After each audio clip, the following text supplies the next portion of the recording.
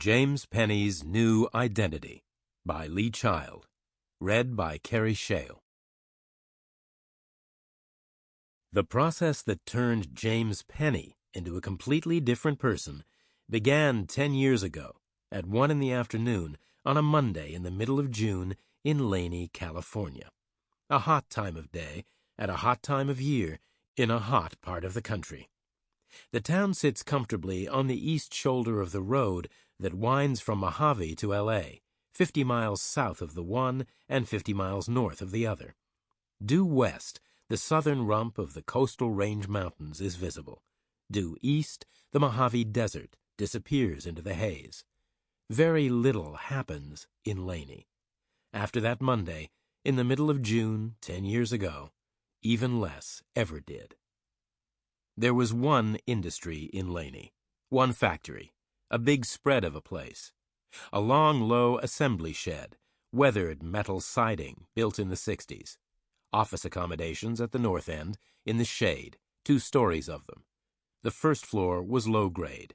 Clerical functions took place there, billing and accounting and telephone calling. The second story was high grade. Managers and designers occupied the space. The corner office at the right-hand end used to be the personnel manager's place. Now it was the human resources manager's place. Same guy, new title on his door. Outside that door, in the long second-floor corridor, was a line of chairs. The human resources manager's secretary had rustled them up and placed them there that Monday morning.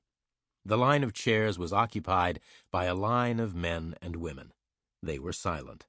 Every 5 minutes, the person at the head of the line would be called into the office. The rest of them would shuffle up one place.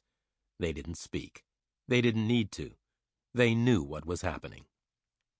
Just before 1 o'clock, James Penney shuffled up one space to the head of the line. He waited a long 5 minutes and stood up when he was called, stepped into the office, closed the door behind him, sat down again in front of the desk. The human resources manager was a guy called Odell. Odell hadn't been long out of diapers when James Penney started work at the Laney plant. "Mr. Penney," Odell said. Penney said nothing, but he nodded in a guarded way. "We need to share some information with you," Odell said. Then he stopped like he needed a response out of Penney before he could continue. Penney shrugged at him. He knew what was coming. He heard things, same as anybody else. "Just give me the short version, okay?" he said. Odell nodded. "We're laying you off." "For the summer?" Penney asked him. Odell shook his head. "For good," he said. Penney took a second to get over the sound of the words. He'd known they were coming, but they hit him like they were the last words he ever expected Odell to say. "Why?" he asked. Odell shrugged. He didn't look like he was enjoying this, but on the other hand, he didn't look like it was upsetting him much either. "Downsizing," he said. "No option. Only way we can go." "Why?" Penney said again. Odell leaned back in his chair and folded his hands behind his head. Started the speech he'd already made many times that day. "We need to cut costs," he said. "This is an expensive operation. Small margin, shrinking market. You know that." Penney stared into space and listened to the silence breaking through from the factory floor.